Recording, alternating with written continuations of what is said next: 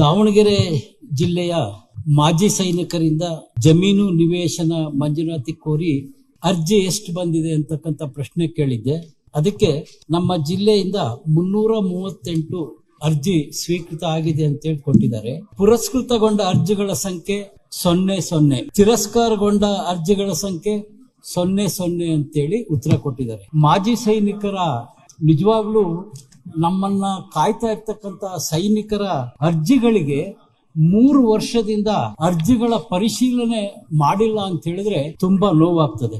ಸ್ವೀಕೃತನೂಗೊಂಡಿಲ್ಲ, ಪುರಸ್ಕೃತನೂಗೊಂಡಿಲ್ಲ. ಅಂದ್ರೆ ದಾವಣಗೆರೆ ಜಿಲ್ಲೆಯ ರೆವಿನ್ಯೂ ಅಧಿಕಾರಿಗಳು ಸೈನಿಕರ ಒಂದು ಕಷ್ಟ ನೋವಿಗೆ ಸ್ಪಂದಿಸ್ತಕ್ಕಂತ ಕೆಲಸ ಮಾಡ್ತಾ ಇಲ್ಲ ಅಂತ ಗೊತ್ತಾಗ್ತದೆ. ಇನ್ನ ಅವರಿಗೆ ನಿವೇಶನ ಎಲ್ಲಿ ನೀವು ಕಾಯಂಗೊಳಿಸಿದಿರಿ, ಮಾಜಿ ಸೈನಿಕರಿಗೆ ಇಲ್ಲ ನಿವೃತ್ತ ಸೈನಿಕರಿಗೆ, ಮರಣ ಹೊಂದಿದ ಸೈನಿಕರಿಗೆ ನಿವೇಶನ ಎಲ್ಲಿ ಕೊಡ್ತೀರಿ ಅಂದ್ರೆ ಅವರು ಉತ್ತರ ಕೊಟ್ಟಿದ್ದಾರೆ. ದಾವಣಗೆರೆ ಜಿಲ್ಲಾ ಹೊಸಹಳ್ಳಿಯಲ್ಲಿ 35 ಜನಕ್ಕೆ 3 ಎಕರೆ ಅಂತೆ. ಆಮೇಲೆ ಬಗ್ಗೇನಹಳ್ಳಿ ಜಗಳೂರು 13 ಜನಕ್ಕೆ 2 ಎಕರೆ 20 ಗುಂಟೆ. ಈ ರೀತಿ ಹರಿಹರದ ಮಲೇಬೆನ್ನೂರಿನಲ್ಲಿ 30 ಗುಂಟೆ. ಅಂದ್ರೆ ಮಾಜಿ ಸೈನಿಕರಿಗೆ ಸುಮಾರು 4 ಎಕರೆ 5 ಎಕರೆ ಜಮೀನ್ ಕೊಡ್ಬೇಕು. ಹೋಗ್ಲಿ, ಅದು ಸರ್ಕಾರದಿಂದ ಆಗ್ತಾ ಇಲ್ಲ. ನಂತರ ಪಾಪ ನಿವೇಶನವನ್ನ ಕೇಳಿದ್ರೆ ನಮ್ಮ ತಾಲೂಕಿನ ಮಲೇಬೆನ್ನೂರಲ್ಲಿ 30 ಗುಂಟೆ ಅಂದ್ರೆ ಆ ಜಮೀನ್ ಎಲ್ಲಿದೆ ಅಂದ್ರೆ ಗುಡ್ ಗಾರ್ಡ್ ನಲ್ಲಿ ಇದೆ. ಅಂದ್ರೆ ಮಾಜಿ ಸೈನಿಕರಿಗೆ ಗುಡ್ ಗಾರ್ಡ್ ನಲ್ಲಿ ನಿವೇಶನ ಕೊಡ್ತಾರ? ಯಾವ್ದಾದ್ರೂ ಸೈನಿಕ ನಿಧನ ಹೊಂದಿದ್ರೆ ಇಡೀ ತಾಲೂಕಿಗೆ ನಾವು ಜನ ಸೇರಿ ಒಂದು ಗೌರವವನ್ನು ಕೊಡ್ತೀವಿ. ಆದ್ರೆ ಅದು ಬರೀ ಅವ್ರಿಗೆ ಮಾತ್ರ.